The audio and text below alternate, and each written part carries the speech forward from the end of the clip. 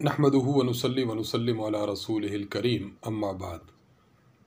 मरकज़ अहले सुन्नत वल जमात सरगोदा पाकिस्तान से आपके सवालात के जवाबात के लिए हाज़िर खिदमत हैं। जो अहबाब हमें अपना सवाल भेजना चाहें उर्दू ज़ुबान में वाज़ेह तौर पर लिख कर हमारे इस ईमेल पर भेज दें। इंशाअल्लाहुल अज़ीज़ ईमेल मौसूल होते ही हम उसका जवाब अर्ज़ कर देंगे।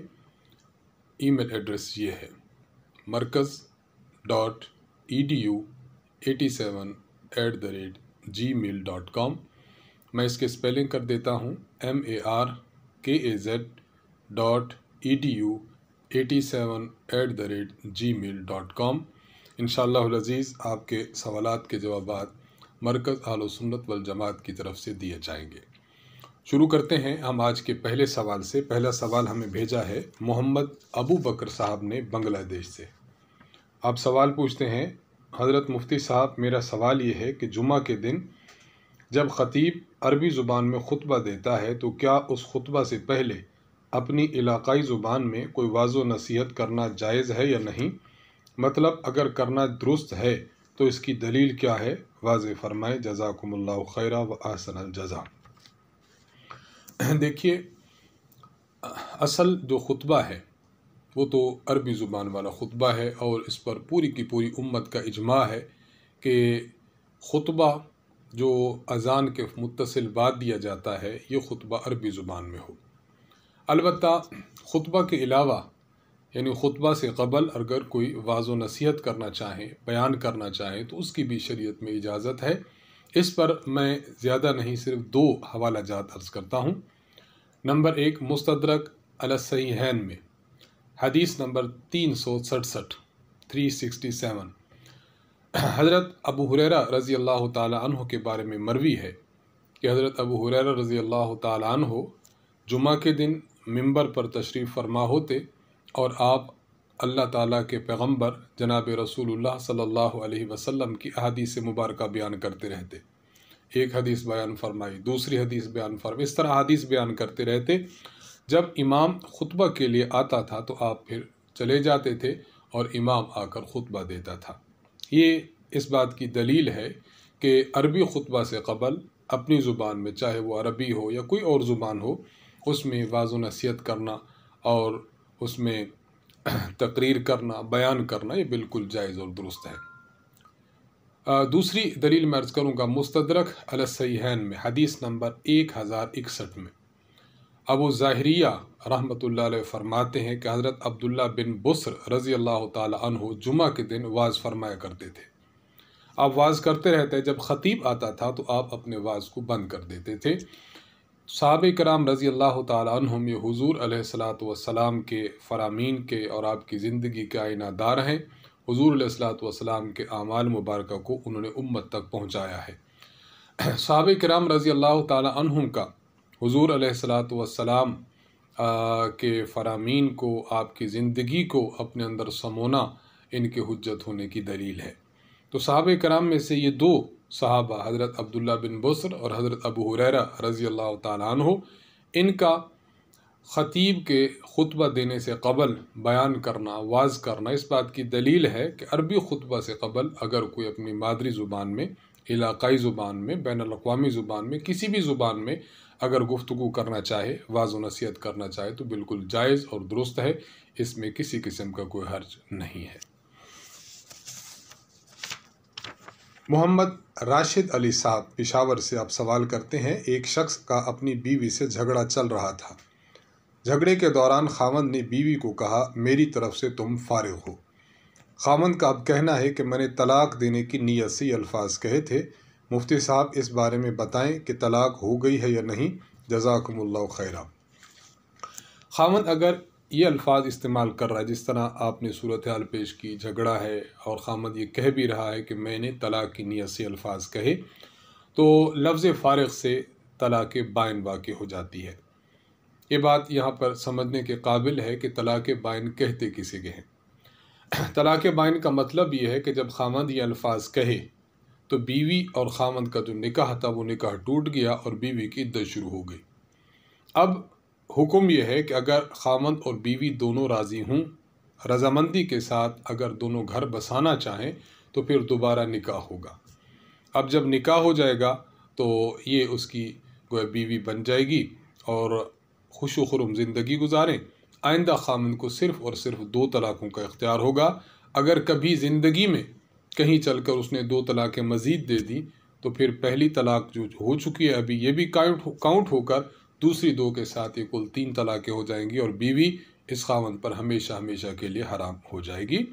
بطور مشورہ یہ بات آپ سے کہی جاتی ہے کہ جب بھی کوئی جھگڑا ہو یا کوئی مسئلہ ہو تو یہ الفاظ کہنے سے انسان اجتناب کرے۔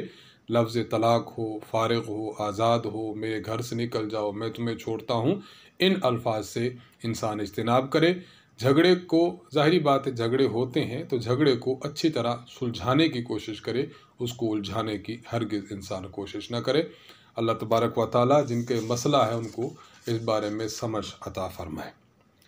محمد عالم بمبل صاحب ضلع جیکب آباد سے آپ لکھتے ہیں، مفتی صاحب اگر کسی شخص کی قدرتاً داڑھی نہیں آئی حالانکہ وہ بالغ ہے تو کیا اس کے پیچھے نماز درست ہے؟ دیکھیے، نماز کے لیے اگر کوئی شخص امام بنتا ہے تو امام کا بالغ ہونا شرط ہے، امام بالغ ہے۔ اور جہاں تک داڑھی کی بات ہے، اگر کسی شخص کی داڑھی آئی ہو اور داڑھی کو کٹواتا ہو تو اس کے پیچھے نماز پڑھنا مکروہ تحریمی ہے جو حرام کے قریب ہے۔ لیکن اگر کسی شخص کی داڑھی قدرتاً نہیں آئی تو ظاہری بات ہے کہ یہ شخص اس میں بے بس ہے، ایسا نہیں کہ وہ خود ان کو داڑھی کو لا نہیں رہا، بے بس ہے۔ اس لیے ایسا شخص جس کی داڑھی قدرتی طور پر نہ آئی ہو، البتہ اس کی عمر پوری ہو چکی ہو، یعنی 15 سال کا ہو یا بالغ ہو چکا ہو، تو اس کے پیچھے نماز پڑھنا بالکل درست ہے، جائز ہے۔ اس میں کسی قسم کی کوئی جو ہے وہ تشویش انسان کو نہیں ہونی چاہیے۔ محمد نعمان صاحب سیت پور انڈیا سے آپ سوال کرتے ہیں، کل میری ایک دوست سے ملاقات ہوئی، باتوں باتوں میں وہ کہہ رہا تھا کہ داڑھی لمبی ہونا اور ایک مشت ہونا کہیں بھی ثابت نہیں۔ آپ صلی اللہ علیہ وسلم نے تو صرف یہ فرمایا ہے کہ داڑھی بڑھاؤ، مونچھیں کٹاؤ، یہ کہاں فرمایا کہ داڑھی لمبی ہونی چاہیے۔ اس لیے 40 قدم سے جو داڑھی نظر آئے وہ بھی داڑھی ہے، کیا واقعی ایسی بات ہے؟ رہنمائی فرمائے، جزاک اللہ۔ دیکھیے، اس حوالے سے میں تھوڑی سی بات تفصیلاً عرض کرنا چاہوں گا۔ حضور علیہ الصلاۃ والسلام کا یہ جو فرمان مبارک ہے کہ داڑھی بڑھاؤ اور مونچھیں کٹاؤ، ہم یہ دیکھتے ہیں کہ یہ فرمان مبارک آپ علیہ الصلاۃ والسلام کا کس ماحول میں جو ہے ارشاد ہوا ہے۔ صحیح بخاری حدیث نمبر 5553، حضرت عبداللہ بن عمر رضی اللہ تعالی عنہ سے روایت ہے، فرماتے ہیں کہ حضور علیہ الصلاۃ والسلام نے فرمایا، خالف المشرکین وفر اللحا واعف الشوارب۔ حضور علیہ السلام نے فرمایا کہ مشرکین کی مخالفت کرو اور داڑھی کو بڑھاؤ اور اپنی مونچھوں کو کٹاؤ۔ اس حدیث مبارکہ میں آپ علیہ الصلاۃ والسلام نے داڑھی بڑھانے کا جو حکم ارشاد فرمایا ہے وہ اس پس منظر میں کہ ہماری داڑھی بڑھانا ایسا ہو کہ جس میں مشرکین کی مخالفت ہو۔ یہاں جو لفظ مشرکین ہے، اس مشرکین سے مراد کون ہے؟ عمدۃ القاری میں علامہ بدر الدین عینی رحمہ اللہ آپ ارشاد فرماتے ہیں، اراد بہم المجوسہ۔ نبی علیہ الصلوۃ والسلام نے اس فرمان مبارک میں جو مشرکین کی مخالفت میں داڑھی بڑھانے کی بات کی ہے، ان مشرکین سے مراد مجوس ہیں۔ یدل علیہ روایت مسلم خالف المجوس، جیسا کہ صحیح مسلم کی روایت میں موجود ہے کہ وہاں خالف المجوس کا لفظ ہے۔ تو اس ارشاد سے اور صحیح مسلم کی روایت والے ارشاد سے یہ بات ثابت ہوتی ہے کہ حضور علیہ الصلوۃ والسلام نے داڑھی کو بڑھانے کا حکم دیا ہے، لیکن ساتھ ساتھ یہ بھی ارشاد فرمائے کہ داڑھی یوں بڑھانی ہے کہ آپ مخالفت کریں مجوس کی۔ تاریخی طور پر اور حدیث کے شارحین نے بھی یہ بات واضح طور پر لکھی ہے کہ اس وقت مجوس کی عام علامت کیا تھی؟ وہ داڑھی کو منڈواتے نہیں تھے بلکہ وہ داڑھی کو چھوٹا چھوٹا کراتے تھے، یعنی داڑھی کی تراش خراش کرا کے بالکل اس کو چھوٹا کر دیا۔ تو حضور علیہ الصلوۃ والسلام کے فرمان اور اس وقت کے مجوس کا جو عمل تھا، ان دونوں کو جب ہم ملاتے ہیں تو ہمیں یہ بات معلوم ہوتی ہے کہ داڑھی بڑھانے کا مطلب یہ ہے کہ چھوٹی چھوٹی داڑھی نہ ہو، داڑھی بڑی ہونی چاہیے۔ اس لیے پہلی بات تو آپ کے دوست نے جو کی ہے کہ 40 قدم سے داڑھی نظر آئے، تو ہمارا یہ کہنا ہے کہ جو داڑھی 40 قدم سے نظر آئے گی، حضور علیہ الصلوۃ والسلام کے فرمان اور اس وقت کے مجوس کے جو عمل ہے، ان دونوں کو دیکھا جائے تو اسی داڑھی کی مخالفت ہو رہی ہے کہ اس داڑھی کو آپ نے جو ہے وہ نہیں رکھنا بلکہ داڑھی کو بڑھانا ہے۔ باقی رہی یہ بات کہاں سے ثابت ہے؟ علامہ نووی رحمہ اللہ تعالیٰ نے شرح مسلم میں ارشاد فرمایا وَكَانَ مِنْ عَادَةِ الْفُرْسِ قَصُّ اللِّحْيَةِ، اس وقت فارسیوں کی یعنی ان مجوس کی یہ عادت ہوا کرتی کہ وہ داڑھی کو چھوٹا کرتے تھے۔ فَنَهَ الشَّرْعُ عَنْ ذَلِكَ، تو شریعت محمدیہ نے پھر اسے روک دیا۔ ان تین حوالہ جات سے یہ بات ثابت ہوتی ہے کہ حضور علیہ الصلوۃ والسلام نے جو داڑھی کے بڑھانے کا حکم دیا، اس کا معنی یہ نہیں کہ داڑھی محض 40 قدم سے نظر آئے، یہ بات ہرگز نہیں۔ اس کا معنی کہ داڑھی جو چھوٹی لوگ کرتے تھے اس کی مخالفت کی جائے، یعنی داڑھی چھوٹی نہ رکھی جائے، داڑھی کو بڑا کیا جائے۔ لہٰذا آپ کے دوست کی پہلی بات تو یہ درست نہ ہوئی۔ جہاں تک بات ہے دوسری چیز کا کہ داڑھی ایک مشت کہاں لکھا ہے، تو اس حوالے سے میں 2 دلیلیں صرف آپ کی خدمت میں عرض کر دیتا ہوں انشاءاللہ العزیز۔ ماننے والوں کو تو ایک ہی کافی ہے، لیکن 2 عرض کی جاتی ہیں تاکہ مزید شرح صدر ہو۔ صحیح بخاری حدیث نمبر 5553 میں حضرت عبداللہ بن عمر رضی اللہ تعالی عنہ نے حضور علیہ الصلوۃ والسلام کا ارشاد نقل فرمایا خالف المشرکین وأوفوا اللحا وأعفوا الشوارب، مشرکین کی مخالفت کرو، داڑھی کو بڑھاؤ اور اپنی مونچھوں کو کٹاؤ۔ حضرت عبداللہ بن عمر رضی اللہ عنہ یہ حضور علیہ السلام کی سنت کی اتباع میں معروف صحابی ہیں۔ حضرت عبداللہ بن عمر رضی اللہ عنہ کا اسی حدیث کو نقل کرنے کے بعد امام بخاری رحمہ اللہ نے عمل ذکر فرمایا وَكَانَ ابن عمر اذا حج او اعتمر قبض على لحيته فما فضل اخذه، فرماتے ہیں کہ حضرت عبداللہ بن عمر رضی اللہ تعالیٰ عنہ جب حج کرتے تھے یا عمرہ کرتے تھے تو اپنی داڑھی مبارک کو اپنی مشت میں لیتے اور جو مشت سے زائد ہوتی تھی اس کو کاٹ ڈالتے تھے۔ استاذ محترم حضرت متکلم اسلام مولانا محمد الیاس گھمن صاحب دامت برکاتہم ارشاد فرماتے ہیں صحابہ کرام رضی اللہ تعالی عنہم یہ حضور علیہ الصلوۃ والسلام کی احادیث مبارک کا معنی ہم سے زیادہ جانتے ہیں۔ انہوں نے جہاں الفاظ نبوت امت کو دیے ہیں تو انہوں نے الفاظ نبوت کا معنی بھی امت کو دیا، بعض دفعہ زبان سے معنی کیا، بعض دفعہ عمل سے معنی کر کے دکھایا۔ حضرت عبداللہ بن عمر رضی اللہ تعالیٰ عنہ گویا عمل سے بات فرما رہے ہیں کہ میں نے جو حدیث نقل کی کہ داڑھی بڑھاؤ، تو داڑھی بڑھانے کی یعنی داڑھی کی لمبائی کی جو واجب مقدار ہے، واجب مقدار 1 مشت ہے، 1 مشت مقدار واجب ہے۔ لہذا ہم اہل سنت والجماعت احناف دیوبند کا جو موقف ہے وہ موقف بالکل درست ہے کہ ہم 1 مشت داڑھی کے قائل ہیں، 1 مشت سے کم داڑھی کے ہم قائل نہیں، اس کو گناہ سمجھتے ہیں۔ اسی کے ساتھ ہی میں ایک بات عرض کرنا چاہوں گا کہ حج اور عمرہ کا موقع ہے۔ حج کے موقع پر صحابہ کی بہت بڑی تعداد ہے، عمرہ کے موقع پر امت کے بڑے فقہا کی اور صحابہ کی بہت بڑی تعداد ہوتی ہے۔ حضرت عبداللہ بن عمر رضی اللہ عنہ اس موقع پر داڑھی کو کٹوا رہے ہیں 1 مشت سے زائد۔ اس وقت صحابہ کا جمع غفیر موجود ہے، کسی ایک صحابی سے بھی نکیر اور انکار اور اعتراض موجود نہیں کہ انہوں نے حضرت عبداللہ بن عمر رضی اللہ عنہ پر اعتراض کیا ہو کہ آپ نے ایسا کام کیا، درست نہیں کیا۔ ایک صحابی بھی اس پر نکیر نہیں فرما رہے، جو اس بات کی دلیل ہے کہ اس وقت جتنے صحابہ تھے وہ سارے کے سارے آپ کے اس عمل سے متفق تھے۔ تو بظاہر یہ ایک حدیث نظر آ رہی ہوگی کہ ایک صحابی کا عمل ہے، لیکن گہری نظر سے دیکھا جائے تو اس وقت کے موجود حج اور عمرہ پر موجود تمام صحابہ کرام کی تائید اس عمل کو حاصل ہے۔ لہٰذا یہ اس بات کی بڑی عمدہ دلیل ہے کہ حضور علیہ الصلوۃ والسلام کے اس فرمان کا کہ داڑھی لمبی کرو، اس کا معنی کہ 1 مشت تک رکھنا واجب ہے۔ نمبر 2، حضرت ابو ہریرہ رضی اللہ تعالیٰ عنہ کے بارے میں امام ابو زرعہ رحمہ اللہ فرماتے ہیں، اور یہ فرمان ان کا مصنف ابن ابی شیبہ حدیث نمبر 25992 میں ہے۔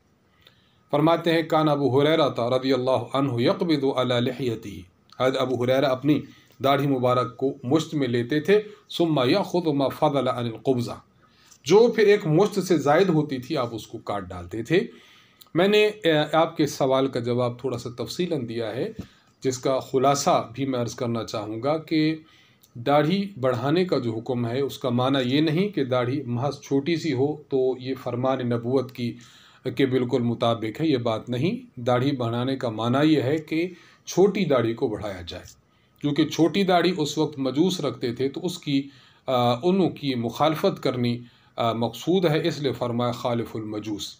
और दूसरी बात कि जब दाढ़ी लंबी करनी है तो उसकी वाजिब मिकदार कौन सी हो, तो 2 साहबे कराम रज़ी अल्लाह अन्हुम का अमल और कई साहबे कराम रज़ी अल्लाह अन्हुम की तायद मैंने आपकी खिदमत में अर्ज़ कर दी, जो इस बात की दलील है कि दाढ़ी की वाजिब मिकदार 1 मुश्त है। उम्मीद है कि आपके सवाल का जवाब हो चुका होगा। मोहम्मद शाहिद इकबाल साहब सरगोदा से आप सवाल करते हैं, मेरा एक सवाल है कि अगर कोई शख्स नमाज में सना पढ़ना भूल जाए तो क्या उसकी नमाज हो जाएगी या नहीं, या सजदा साहब करना पड़ेगा? सना न पढ़ने से सजदा साहब वाजिब नहीं होता, नमाज इस शख्स की हो जाएगी। इकरामुद्दीन साहब कराची से आप सवाल करते हैं, कसर नमाज पढ़ते हुए सुन्नतें और नफल पढ़ने चाहिए या नहीं? इसी तरह वित्र का क्या हुक्म है कि मुसाफिर वित्र पढ़ेगा या नहीं? देखिए, कसर नमाज जब इंसान पढ़ता है, अगर सफ़र में उसको इत्मीनान की हालत है, खुला वक्त मिल जाता है, तो फिर सुन्नतें पढ़ लेनी चाहिए, नफिल का जो है वो एहतमाम कर लेना चाहिए, वक्त खुला है। और अगर मामला ऐसा है कि सफ़र में उसको मशक्क़त है, वक्त बहुत कम है, तंगी महसूस होती है, तो सिर्फ फ़राइज़ पढ़ ले, उस वक्त सुनन को रहने दे। बाकी जहाँ तक बात है आपके वित्र की, तो वित्र की नमाज़ पढ़ना यह वाजिब है। जिस तरह फ़र्ज़ ज़रूरी है पढ़ना, तो वित्र पढ़ने के एतबार से ज़रूरी है, अलबत्ता मकाम में फ़र्ज़ का मकाम बड़ा है और वित्र का मकाम उससे कम है। यहाँ इसी ज़िमन में एक बात ये भी मैं अर्ज़ करना चाहूँगा कि सुनन में से सबसे अहम सुन्नतें ये सुबह की 2 सुन्नतें हैं, तो हर हाल में इंसान कोशिश करे कि इन सुन्नतों को अदा करे। इसलिए सफ़र में भी इंसान देखे कि अगर उसके पास वक्त खुला है और आसानी के साथ वो सुन्नतें पढ़ सकता है तो पढ़े, और ताकीद के साथ ये अर्ज़ किया जाता है कि सुबह की सुन्नतें इनको ताकीद के साथ जो है वो पढ़ना चाहिए, और कोशिश हद दर्जा करनी चाहिए कि और भी सुन्नतें भी हों, लेकिन इन सुन्नतों का एहतमाम इंसान ज़्यादा करे। मोहम्मद अब्दुल्ला साहब बांग्लादेश से आप सवाल करते हैं कि जब ख़तीब जुम्मा का खुतबा दे रहा हो तो उस वक्त बैठने की क्या सूरत होनी चाहिए? बाज़ लोगों को देखा है कि पहले खुतबा में हाथ बांधकर बैठते हैं और दूसरे में जानों पर हाथ रख लेते हैं, क्या ये ज़रूरी है? सही हुक्म बताकर शुक्रिया का मौका दें। देखिए, ये बिल्कुल ज़रूरी नहीं है, और इस तरह बैठने को ज़रूरी समझना, इसकी पाबंदी करना, ये बात बिल्कुल दुरुस्त नहीं है, इससे इज्तिनाब करना चाहिए। सही तरीका यह है कि जब ख़तीब खुतबा दे रहा हो तो खुतबा के दौरान ऐसी हैयत और सूरत पर बैठना चाहिए कि जिससे अदब छलकता हो और ख़तीब की तरफ तवज्जो महसूस होती हो कि यह ख़तीब की तरफ मुतवज्जे हैं। हाँ, उसके लिए बेहतर सूरत तो यही है अदब की कि इंसान 2 जानू बैठे और अपने दोनों हाथों को दोनों रानों पर रख ले, जितनी देर बैठ सकता है बैठ जाए, और अगर ये थक जाए तो फिर 4 जानू भी बैठ सकता है। बहरहाल जो उसको सहूलत हो उस सूरत को इख्तियार कर ले, लेकिन पहले खुतबा में दोनों हाथों को बांधना और दूसरे खुतबा में दोनों हाथों को रानों पर रखना, और इसको जो आजकल लोग करते हैं और हर मस्जिद में इसको ज़रूरी लोग समझते, न भी समझें तो एक ऐसी हैयत है कि जिसकी पाबंदी करना ये आइंदा जो एक नई चीज़ को जन्म देने वाली बात होगी, इसलिए इससे इज्तिनाब करना चाहिए और वही सूरत इख्तियार करनी चाहिए जो मैंने अर्ज़ कर दी है। सईद अहमद साहब खानेवाल से आप सवाल करते हैं कि हमारी मस्जिद में ऐसा हुआ कि ख़तीब साहब ने जब अरबी खुतबा दे दिया और नमाज़ पढ़ाने लगे तो उन्होंने पिछली सफ़ों में एक आलिम साहब को देखा, फिर उन्हें बुलाकर नमाज उनसे पढ़वाई। क्या इस तरह नमाज हो जाती है कि खुतबा एक शख्स पढ़े और नमाज दूसरा पढ़ाए? बिला वजह ऐसा करना तो ये दुरुस्त नहीं है, लेकिन अगर किसी ख़ास उज़ुर के बिना पर या ख़ास मकसद के बिना पर खुतबा कोई और पढ़ाए और नमाज कोई और पढ़ाए तो बिल्कुल जायज़ है, जो है वो इसको गलत नहीं कहा जा सकता, नमाज बिल्कुल हो गई है। कामरान जुनेद साहब सियालकोट से सवाल करते हैं कि निकाह की मजलिस में क्या इजाब कबूल करने के लिए 3 बार कबूल है कबूल है कबूल है कहना ज़रूरी है या एक बार से भी निकाह हो जाता है? देखिए, निकाह करते हुए 3 मरतबा कबूल है कबूल है कबूल है का जुमला कहना ये लाजमी और ज़रूरी नहीं है। अगर कोई शख्स 1 मरतबा भी कहता है تو ایک مرتبہ کہنے سے بھی نکاح ہو جائے گا۔ عام طور پر جو 3 مرتبہ کہا جاتا ہے وہ محض نکاح کی پختگی کے لیے کرتے ہوں گے، بہرحال لازمی اور ضروری یہ چیز نہیں ہے۔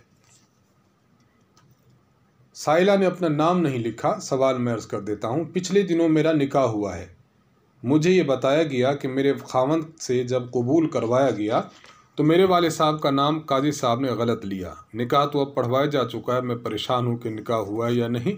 آپ کو پریشان ہونے کی ضرورت نہیں ہے۔ جس محفل میں نکاح ہوا ہے واضح سمجھ لیجئے کہ اس محفل میں جو لوگ حاضرین ہیں، شریک ہیں، آپ کے والد صاحب بھی موجود ہیں، سب کو پتہ ہے کہ فلاں لڑکی کا نکاح ہو رہا ہے جس کا نام لیا ہے۔ اگر والد صاحب کا نام غلط لے لیا گیا تو اس سے نکاح کرو، نکاح پر کوئی فرق نہیں پڑتا، اس لیے آپ بالکل پریشان نہ ہوں، اطمینان اور قلبی اطمینان کے ساتھ اپنی زندگی گزاریں۔ شازیہ بیگم صاحبہ دہلی انڈیا سے سوال کرتی ہیں، میرے خاوند بچوں کو کہتے ہیں کہ یہ چیز امی کو دے آؤ، امی کو بلا کے لاؤ، امی کہاں گئی؟ مجھے اس سے سخت کوفت ہوتی ہے۔ میں نے کئی بار ٹوکا کہ اس طرح نہ کہا کریں، کہیں ہمارے نکاح پر اثر نہ پڑ جائے، لیکن وہ باز نہیں آتے۔ بتائیے مفتی صاحب، اس سے نکاح پر کوئی اثر پڑے گا یا نہیں؟ دیکھیے، اس سے نکاح پر تو کوئی اثر نہیں پڑے گا۔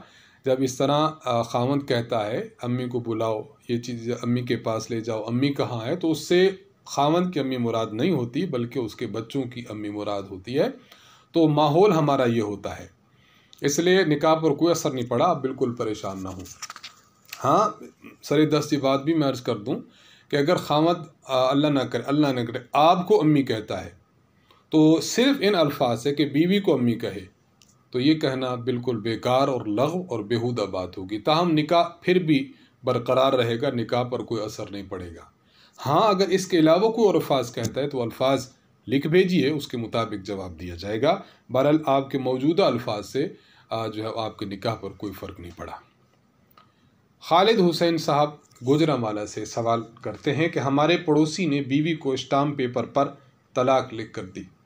اس کے الفاظ یہ تھے، تمہیں انشاءاللہ ایک طلاق، لیکن میاں بیوی پھر بھی اکٹھے رہ رہے ہیں۔ ان کا کہنا ہے کہ ہم نے پوچھا ہے مسئلہ اور ہمیں بتایا گیا ہے کہ اس سے طلاق نہیں ہوتی۔ مفتی صاحب کیا یہ بات درست ہے؟ جو الفاظ انہوں نے لکھے ہیں اور آپ نے نقل کیے ہیں، اگر یہی الفاظ ہیں تو ان الفاظ سے طلاق واقع نہیں ہوتی۔ انہوں نے جو مسئلہ پوچھا ہے وہ مسئلہ بالکل درست ہے۔ اصل بات یہی ہے کہ انشاءاللہ کا معنی ہے اگر اللہ نے چاہا تو۔ جب انہوں نے اپنے کلام کے ساتھ بالکل اس کو ٹچ کر کے، نتھی کر کے متصلاً کہا ہے تو اس کا معنی یہ نکلے گا کہ وہ کہنا چاہتے ہیں کہ اگر اللہ چاہے تو تمہیں طلاق۔ اللہ تبارک و تعالیٰ کی مرضی کا انسان کو علم نہیں ہے۔ گویا یوں کہا جا سکتا ہے کہ انشاءاللہ یہ ہو گئی شرط، اگر اللہ نے چاہا تو تمہیں طلاق، یہ ہو جائے گی جزا۔ جب شرط پائی جائے گی تب جزا پائی جاتی ہے۔ تو اللہ تعالیٰ اس طلاق میں اللہ تعالیٰ کی منشا اور رضامندی ہے، یہ بندے کو معلوم نہیں۔ جب شرط نہیں پائی گئی تو طلاق بھی نہیں ہوگی۔ لیکن بہرحال پھر بھی ہم مشورہ یہ دیتے ہیں کہ ان کو سمجھا دیا جائے کہ اس طرح کے الفاظ لکھنے اور کہنے سے سخت اجتناب کریں۔ اللہ تعالیٰ ان کو بھی سمجھ عطا فرمائے۔ اشتیاق احمد صاحب سرگودا سے سوال کرتے ہیں، میت کو غسل دیا تھا، 2 گھنٹے بعد اس کے جسم سے ناپاکی نکلی، لیکن ہم نے دوبارہ غسل نہیں دیا بلکہ صرف اس جگہ کو دھو لیا تھا، کیا یہ درست ہے یا دوبارہ غسل دینا ضروری تھا؟ بالکل درست ہے۔ میت کو بس ایک مرتبہ غسل دینا کافی ہوتا ہے، اس کو بار بار غسل نہیں دیا جاتا۔ ہاں، اگر اس کے جسم سے کوئی ناپاکی نکلی ہے یا کوئی کسی جگہ سے خون نکلا ہے اور جسم کو اور کفن کو وہ ملوث کر گیا تو محض اس جگہ کو دھونا کافی ہے، پورا غسل دوبارہ کرانا اس کو ضروری نہیں ہے۔ آخری سوال ہے، ہم سے پوچھا ہے، نام انہوں نے نہیں لکھا، ایک شخص نماز نہیں پڑھتا تھا، کبھی کبھار جمعہ اور عید پڑھ لیتا تھا، اب وہ فوت ہو چکا ہے تو اس کی نماز جنازہ کا کیا حکم ہے؟ ہم پڑھیں یا نہیں؟ جلد جواب دیں۔ یہ بات وضاحت کے ساتھ پہلے بھی عرض کی جا چکی ہے، دوبارہ ہم عرض کر دیتے ہیں۔ بے نمازی شخص، ایسا شخص جو نماز نہیں پڑھتا، تو ہم اہل سنت والجماعت احناف دیوبند کا موقف یہ ہے کہ ایسا شخص گناہ گار تو ہے، گناہ کبیرہ کا مرتکب تو ہے، لیکن یہ شخص دائرہ اسلام سے خارج نہیں ہے۔ یہ مسلمان ہے لیکن گناہ گار مسلمان ہے۔ اس کا حکم یہ ہے کہ اگر ایسا شخص فوت ہو جاتا ہے تو علاقے کے، محلے کے اور اس جگہ کے جو مقتدر اور بڑے حضرات ہیں، بڑے علماء ہیں، بڑے منصب والے لوگ ہیں، وہ اس کی جنازہ نہ پڑھیں، تاکہ لوگوں کو عبرت حاصل ہو کہ جو شخص بے نمازی ہوتا ہے، اچھے اچھے علماء، بڑے بڑے حضرات اور متدین اور بڑے رینک کے لوگ اس کا جنازہ نہیں پڑھتے، لیکن چونکہ مسلمان ہے اور مسلمان کا جنازہ حق بھی ہے، اس لیے بس عام سے افراد، کوئی شخص اس کی نماز جنازہ پڑھا دے اور اس کے پیچھے عام افراد کھڑے ہو جائیں اور اس کی مغفرت کی دعا بھی کریں، گناہ اس سے ہو چکا ہے، لیکن دونوں پہلوؤں کو ملحوظ رکھا جانا چاہیے کہ بڑے نہ پڑھیں تاکہ لوگوں کو عبرت ہو، اور چھوٹے پڑھ لیں تاکہ اس کی بخشش کا کچھ سامان ہو جائے اور وہ مسلمان ہے تو اس کا حق ادا ہو جائے۔ بہرحال انسان کو اپنے اعمال اور کردار اور اخلاق کا بہت زیادہ خیال کرنا چاہیے۔ حقوق اللہ، حقوق العباد، ان کی ادائیگی کا ہر وقت انسان کو فکر کرنی چاہیے، ان کا سامان کرنا چاہیے۔ انہی سوالات کے جوابات کے ساتھ ہماری آج کی نشست کا اختتام ہوتا ہے۔ اللہ تعالیٰ سے دعا ہے کہ اللہ تبارک و تعالیٰ ہمیں شریعت مطہرہ کے مطابق زندگی گزارنے کی توفیق بخشے۔ مرکز اہل سنت والجماعت، سرگودہ، پاکستان، استاذ محترم حضرت متکلم اسلام مولانا محمد الیاس گھمن صاحب دامت برکاتہم اور ہمارے احناف میڈیا سروسز کی ٹیم کو اپنی دعاؤں میں یاد رکھیے۔ وآخر دعوانا ان الحمد للہ رب العالمین۔ السلام علیکم ورحمۃ اللہ وبرکاتہ۔